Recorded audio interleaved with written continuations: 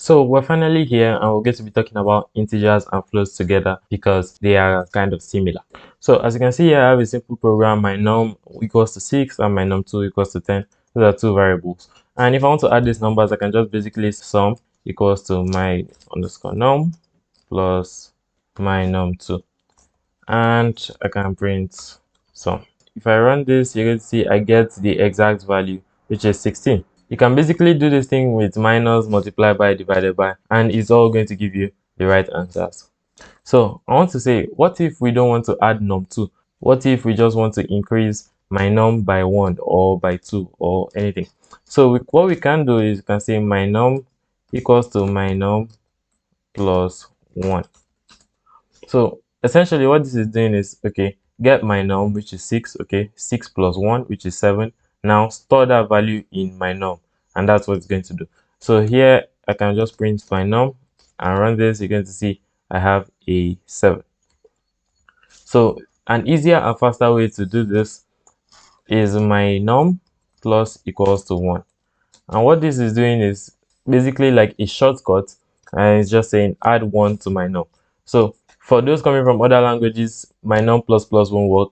But anyways, we have this. So now if you want to add my num by 2, we can do my num plus equals to 2. And if we run this, you see we get a 9. And the reason for that is we have a 6 here first. So plus 1, that's 7, plus 2, that's 9. Also, you can do this thing with any of these values. I'm just going to get rid of that line. And I can do a minus equals to 2. And you can see we get a 4. I can do divided by equal to, which is just going to say divided by. And we have a 3.0. And you find out that this is not actually giving you an integer, it's giving you a float. And I'm going to explain that in a second. So regarding this dividing and getting a float matter, I want to just tell you that everything, a plus, a minus, and a multiplication sign, when you use these, they are going to give you an integer. Like that's when you use like an integer with an integer. That's what I'm trying to say. But the other one, divided by, doesn't follow that rule, which means even if you have something like 6 divided by 2, the answer is clearly 4, not 4.0, but it's going to give you a 4.0 because it's dividing. I don't know why.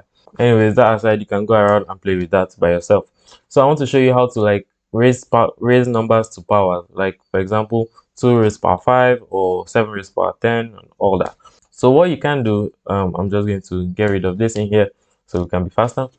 So right now, if I want to do something like 4 raised power 3, what I can do is 4 times 3, and this is just saying raise 4 by 3. I think the answer here should be, I think 64. I think I'm correct. But essentially, that's how to raise numbers to power. You can play around with these numbers a bit so that you can get conversant with it, but just follow this exact rule. And I know you may say if you want to root a number, you can put divided by, but that is not the case. So divided by is going to floor the number after dividing the values. Wait a minute. First off, what is flooring a number? So if I have a number like 4.6 and they say I should floor this number, it means just chop off the decimal point. So if you floor this number now, the answer will be 4. Even if this is a 4.9, we don't round it, you just chop off the decimal point, leaving 4 there. So divided by is going to say 4 divided by 3, what's the answer? I think 1.3333, something like that. So now chop off that 0.3333 and we end up with a 1. So if I run this, you can see we end up with a 1. You can play around with these numbers as I usually say, but I'm just going to give you like a 7 or let's say an 8, and you see we get a 2 because when we divide 8 by 3, we have it 2 times, remainder 2, I guess. So we chop off that decimal point and we have a 2. And definitely if you put a plus plus here, it's just going to do something like 8 plus 3. So if you run this, you may see the answer will be 11. It's not like it's doing anything special. This is just what it's taking it to look like. So we have 8 plus 3, and it's just, and that is that. You can also do this with a minus minus. You also get to get 11 because if you put this in brackets, you're going to see we have minus times minus, which is plus. If I just run this, you're going to see the answer there, 11. So minus times minus is plus, and you just get the answer there. Anyways, that aside, there are 2 more things I want to show you.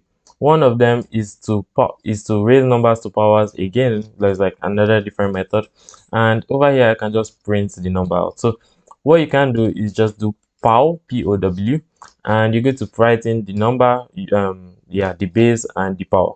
So we have like 4, for example 4, and the power we want to raise it to is 2. So if I run this, you see a 16 there. If I change this to 3, you should see a 64 there. This is just basically raising 4 to the power of 3, but it's a different method. And another cool thing I want to show you is the modulate method. So they usually teach this thing in math, where you have like 4 mod 5 or this mod this. In this one, it's just basically going to give you the remainder of what you give it. So like if I have something like 10 modulate 5, is going to, the answer is actually meant to be 2 remainder 0, right, if I'm not wrong. So what this modulates is going to do is going to return the remainder, which may seem pointless, but actually it actually helps when you are writing some kind of algorithm. So if we change this number to like 13 modulate 5, you're going to see the answer is going to be 2 remainder 3. So the answer that will get returned is 3. So let's just try this. I'm going to put this inside the print statement. I'm going to get rid of this, and I'm going to run it, and you see the answer is 3 as predicted. So you can go ahead, play around with this, and just get used and conversant to it. So one more thing I want to show you is, for example, if we have my num to be a string 6 and we want to change it to an integer or a float. So what we can do is over here, let me just print type, and I've showed you this thing before in the beginning where you use it to check the type of variable that is. So I can just say my type my num, and if I run this, you can see it's a string, and I'm going to just say my num equals to int. So you use int with brackets around it, and you're going to say my num, and if I run this, you can see get a class int because it's an integer now, because we changed it to an integer. If you want to change it to a float, it will just automatically add a 0.0 at the end of it, so we have a class float. If you want to print out my num, let me just do that. You see it has 6.0, it has a 0.0 after it because we have to have a decimal point while dealing with floats. So as I said before, go ahead and play around with that. Try to convert an integer to a float. Just do all sort of crazy stuff. You can even try to put letters in here, though it will throw you an error. Let's just see that. As you can see, it will give you an error, value error, could not convert string to float. So the last thing I want to show you is the math package. So to use the math package, you're going to just do import math. And basically what math does is it's going to help us do more complex things with numbers and all that stuff. So if you want to use it, you can just do math dot, and you're going to see all sorts of things that you can do for us. So as you can see on my screen here, I have floor. So if I floor like a number 4 let's say 4.8, and if I just print this value, if I run this, you're going to see it's going to give me a 4 because I floored that number.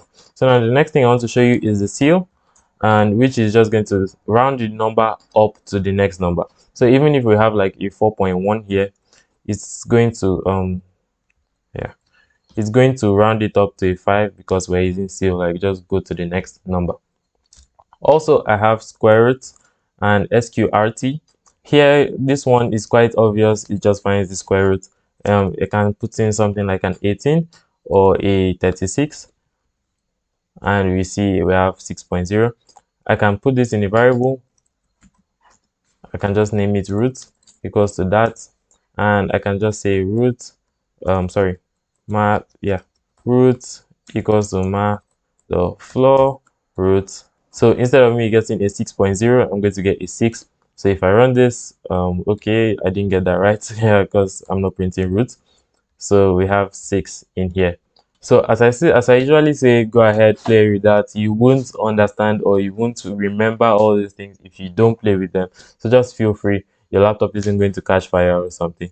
Just and also I recommend you check the other functions here by math. As you can see, cos, sine, a cos, or many things, degrees, and they are almost infinite.